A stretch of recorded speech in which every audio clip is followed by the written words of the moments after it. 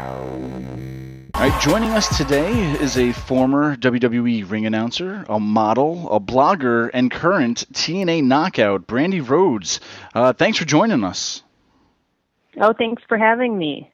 Now, Brandi, something fans may not know is that you were a competitive figure skater for over 17 years. How did you like skating, and was it as competitive as pro wrestling is today? I would have to tell you, figure skating is a completely different bear. The best time of my entire life was the 17 years that I figure skated. It was, it's something I'm currently chasing, trying to get the same feeling from that time period of my life. But it was the absolute best time. Figure skating at a high level is extremely competitive. It makes pro wrestling look like a cakewalk, with this, as competitive as it is, being that there are so many components to figure skating. Pro wrestling, it's kind of an acquired taste. You either like someone or you don't, and it's based on many things, but it's more fan-based. You're judged in figure skating. You're judged on a number of criteria that changes all the time, and it's kind of like a guessing game on how to be perfect, but you're not sure what you're being perfect up against.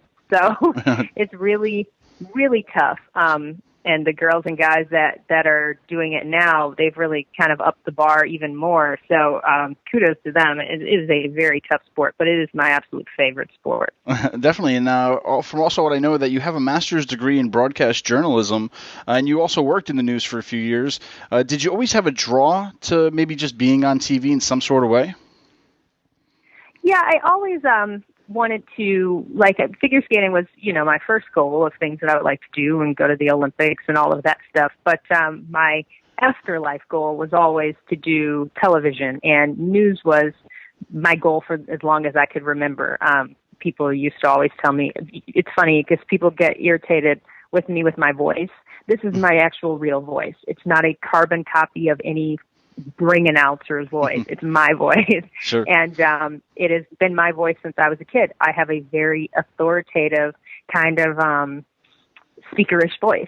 And it's funny, people have always, I've had people even get mad at me and say before, like, would you stop talking like you're some sort of speaker or you're some sort of announcer? And I'm like, this is my voice. This is who I am. This is what I was born to do. So, so it's funny. It's just kind of always been in my blood. And ever since I was a kid, people would always say, you would make a great television personality, the way that you speak and the way that you carry yourself and your smile and everything. And I'm just like, yeah, that's all just the package I came in.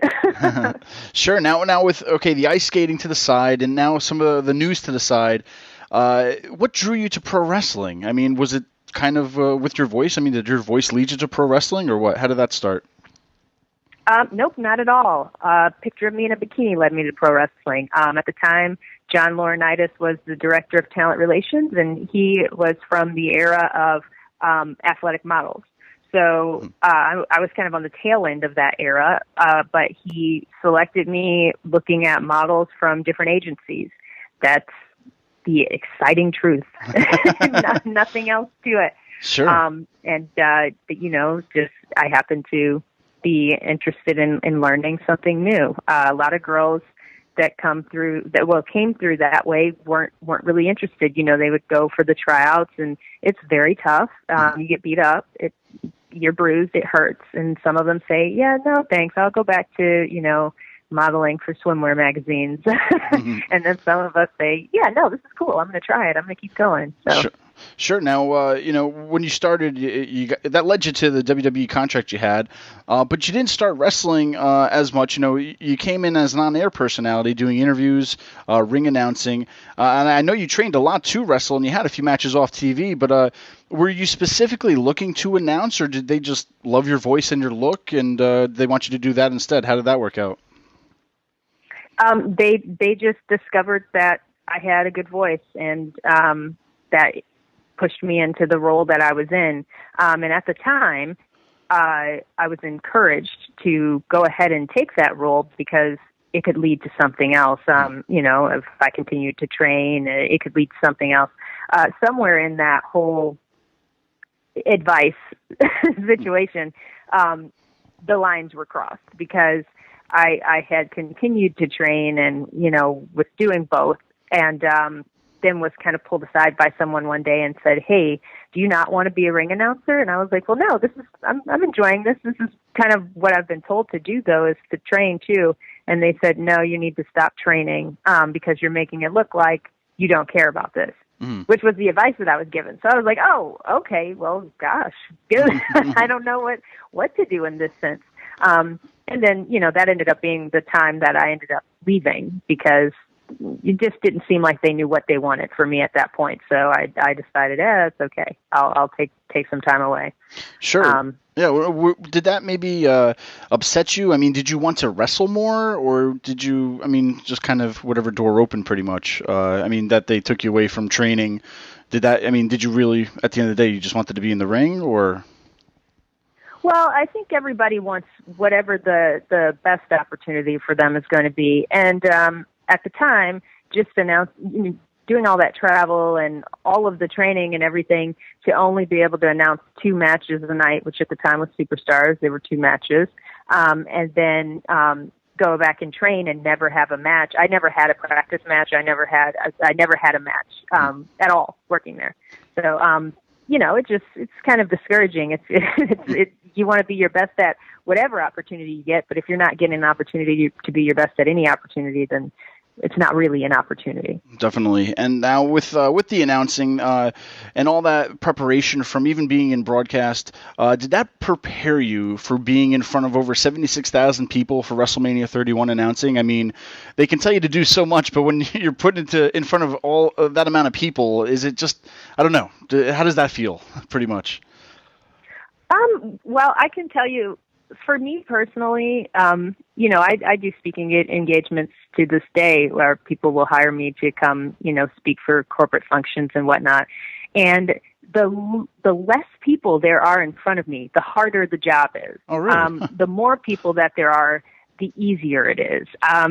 Maybe it's because it's almost like they're not real. When you can't see faces, they're out there, but it's like live television. It's like you're speaking into a camera, but you don't see the million people that are that are tuned in watching. Mm-hmm. So for me, the smaller the crowd, the more difficult. All right. I actually just did a speaking engagement last week, and the first time I got up in front of the group, I could feel like my hand shaking, and I was like, "Oh, really? After this long? Okay."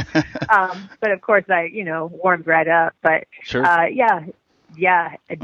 I can tell you, there weren't many times in WWE that I allowed myself to get nervous, like to the point of being shaky or any of that. I just focused on what I had to do. Definitely.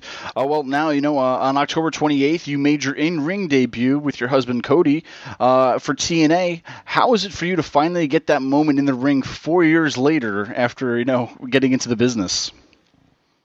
It was pretty indescribable. All of the things that I kind of felt like I missed before, being able to get that all in kind of one swing, because, TNA, they film everything all at once. It's not like you go for the week and then you go home and then you go for the week. You're there for like the full week and a half filming every single day. And, it just was pretty surreal to me. I've never heard my name announced. I've never seen my name. I've never seen myself on a Tron. I've never seen myself in gear, like in a ring, So it was pretty cool, and it was great to see it received so well, because I know there are a lot of people that, are really diehard wrestling fans that, every detail of everything has to be great. And then there are the bigger audience, which is the fans that just want to be entertained. Mm-hmm. And they allowed me to entertain them, and they've kind of kept up with me ever since, and just they really loved watching this transition for me. So I couldn't have liked it anymore. I guess I would say. Great. Now, not everyone gets to debut with their significant other. Was Cody able to help you prepare more outside of the ring too before you guys took on Mike Bennett and Maria? We kind of take a different approach, I think, than a lot of people do. We kind of do our own thing. I had gone and was training on my own with folks there in Dallas. putting together things on my own and figuring out what I was comfortable with. And, you know, he just let me do that. He didn't have any overbearing of what I need to be doing, what I need to be wearing, you know, how am I feeling? It was just, we were just there together and it went fine. Great. Yeah. But he's not very involved in that portion of my career. All right. Now, outside of all the wrestling, fans can keep up with you on beingbrandireynolds.com, where you talk about fashion, health, fitness, home decorating, theme parks, travel, marriage, and, of course, horror films. What can the fans expect from you from your blog? I mean, I know I just mentioned a few things on there, but is this pretty much your home base as far as reaching out to everybody? So for a long time it has been, and then recently I have slowed down considerably with it. It's kind of a revamp for me. I'm needing to kind of refine the material that I want to talk about. And, you know, if you're not feeling passionate about something, Sure. It's very hard to write about it. So kind of taking a little bit of a hiatus from the blog, but it's still there for people to read, you know, past entries that I've had that they've really liked and resonated with. And hopefully soon I'll be able to post some more. Definitely. Well, I mentioned a little bit of horror films. Speaking of horror, before getting married to Cody, one of your first dates was at the Halloween Horror Night at Universal Studios. And being a horror fanatic as you are, did you realize that he was a keeper then? I'll tell you that night going to Halloween Horror Nights, that meant a lot to me because I had wanted to go to Halloween Horror Nights for so long. I had lived in Miami for a long time, and it's just a drive, you know, and I could never get anyone to want to go with me. It was always, you know, me trying to convince everyone like, oh, we should go. It's worth the trip. It's worth the, you know, just to stay. And no one ever wanted to do it. So when I finally found somebody that wanted to do it, I was ecstatic and elated. That was a really great night. We had a lot of fun. And that's probably the reason why I continue to go so much today. I went twice this year. I went once to Universal Orlando and then once to Universal Hollywood, just to kind of compare the difference. And they're very different in how they present their versions of Halloween Horror Nights. They're both really, really cool. So yeah, I'm definitely grateful to have had that first Halloween Horror Nights date or whatever. And now also I understand you were working on a book too about horror? Yes, I have been. It's in the closing stages. It's one of those things that I just keep rewriting stuff.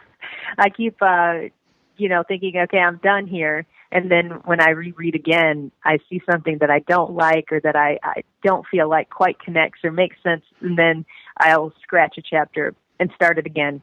And I've been doing that for a few months now. So hopefully, eventually I get to a point where I am 100% confident and really, really like everything that I have down there. And then we can, of course, start working towards publishing. My agents do book publishing as well. That doesn't mean they'll buy it, but they may. And, you know, I'll just keep going with it until if they don't buy it, I'll keep going with someone until somebody does buy it. This week is Thanksgiving. What can you tell the fans out there? What is a typical maybe Thanksgiving like for you and Cody? And do you guys have any big plans this week? Typical, I really don't know the answer to that.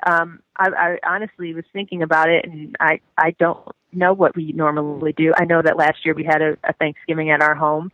It was very nice. This year I have no plans for Thanksgiving. Cody will be working the day after to entertain some fans, so there were no plans.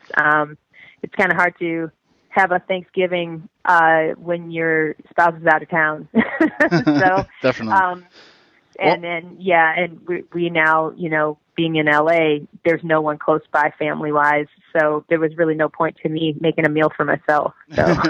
Well, how about this? What are you thankful for this year then?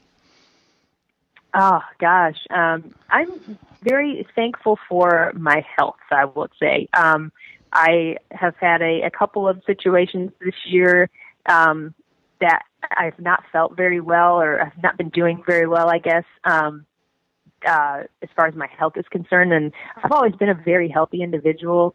There's been some moments this year where I've been kind of stumped, like, oh man, I'm really getting older, I guess. There are problems starting to show up. But I'm very glad that at this point, at least in my life, I'm still pretty healthy. And at least, when things do go wrong, I'm still able to recover pretty well. I'm currently kind of recovering in a situation. So I'm just glad that things aren't any worse. Definitely. Well, Brandi, we thank you so much for taking the time out. We know you're busy, but with the social media universe, where can the fans keep up with you today in case they don't know it already? My Twitter and my Instagram are my most active accounts, and those are the same address. It's the Brandi Rhodes. And again, the blog is beingbrandireynolds.com, and those are usually the best places to find me. Great. Well, thank you so much, and we hope to hear from you down the line, okay? Great. Thank you.